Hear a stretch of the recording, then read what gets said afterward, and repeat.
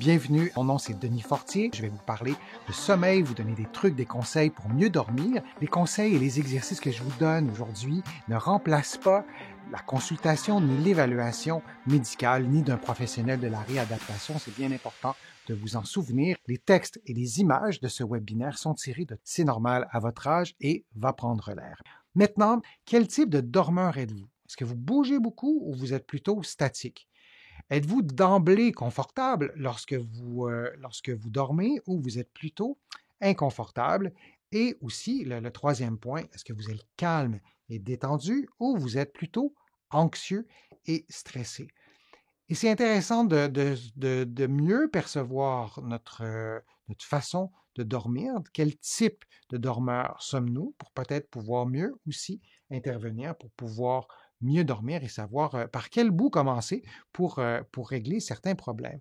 La position de sommeil, est-ce que vous dormez sur le dos, sur le côté, sur le ventre? On va les voir dans l'ordre. Ou est-ce que vous bougez beaucoup et vous passez très peu de temps dans la même position pendant que vous dormez?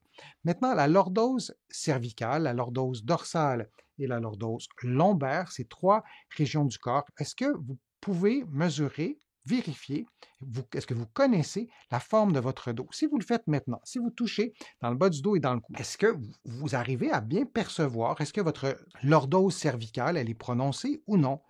Moi, j'ai des patients qui ont un creux, parce que la lordose, c'est un autre mot pour parler d'un creux au niveau de la nuque. J'ai des patients qui ont le cou, la nuque très, très droite, et dans certains cas, c'est moins fréquent, la courbure, elle est inversée. Parfois, c'est difficile de voir s'il y a des courbures, mais je vais vous donner des trucs, on va les voir ensemble, comment on peut faire pour mesurer nos courbures, pour mesurer notre mobilité aussi.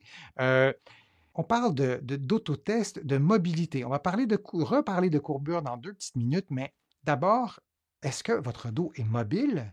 Et l'autotest, c'est vraiment ce qu'on a fait tout à l'heure. Vous allez placer vos mains sur vos épaules et vous allez incliner d'un côté et vous allez incliner de l'autre côté, comme ça, tout simplement en premier lieu. Et le vrai test, vous inclinez à droite et vous tournez à gauche le plus loin possible.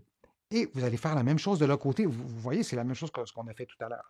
On incline d'un côté et on va tourner de l'autre côté. Et ça vous permettra de voir s'il y a une asymétrie entre les deux mouvements. Et vous faites aussi l'inverse en ce sens que vous tournez en premier et vous inclinez de l'autre côté. Même chose en sens inverse. Et vous allez peut-être remarquer que parmi ces 4 possibilités-là, il y a une ou deux possibilités, un ou deux mouvements qui sont particulièrement raides à certains endroits. Vous vous souvenez, dans les exercices qu'on a fait ensemble, on pouvait choisir notre niveau, l'axe d'inclinaison en plaçant nos points différemment.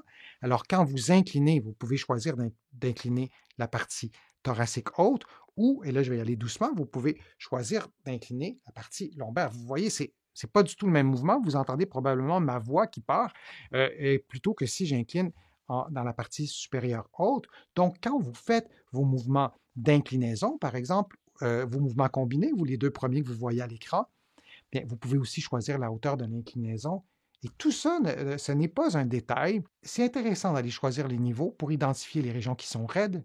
Et le fait d'aller augmenter votre souplesse ou de consulter un professionnel de la rééducation pour pouvoir augmenter votre souplesse peut peut-être faire en sorte que le matelas idéal que vous n'avez jamais rencontré de votre vie, bien, peut-être que ce n'était pas le matelas le problème, peut-être que c'était un manque de mobilité dans votre colonne vertébrale qui peut peut-être être résolu par des exercices simples, peut-être par quelques traitements, par exemple, parfois seulement des exercices, ça peut être intéressant.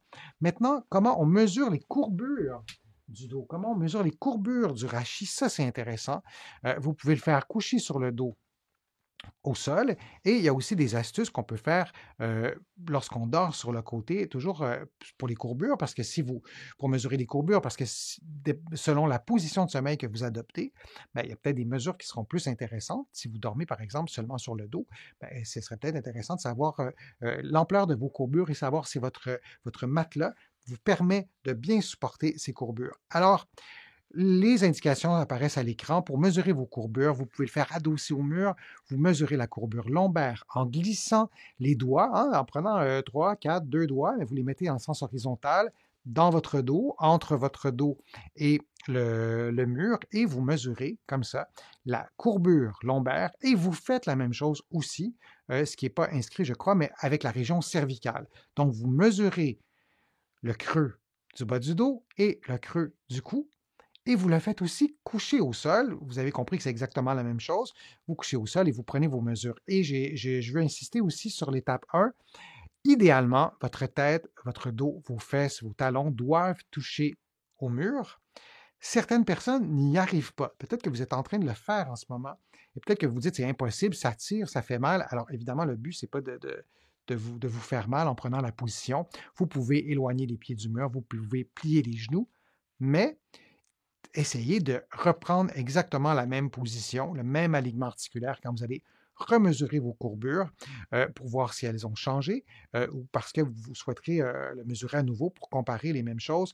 Et ce qui est intéressant, après avoir fait l'étape 1 et l'étape 2, c'est de faire l'étape 3 et de comparer vos mesures. Et parfois, on est surpris. Parfois, on n'a pas du tout la même courbure quand on est couché ou quand on est debout.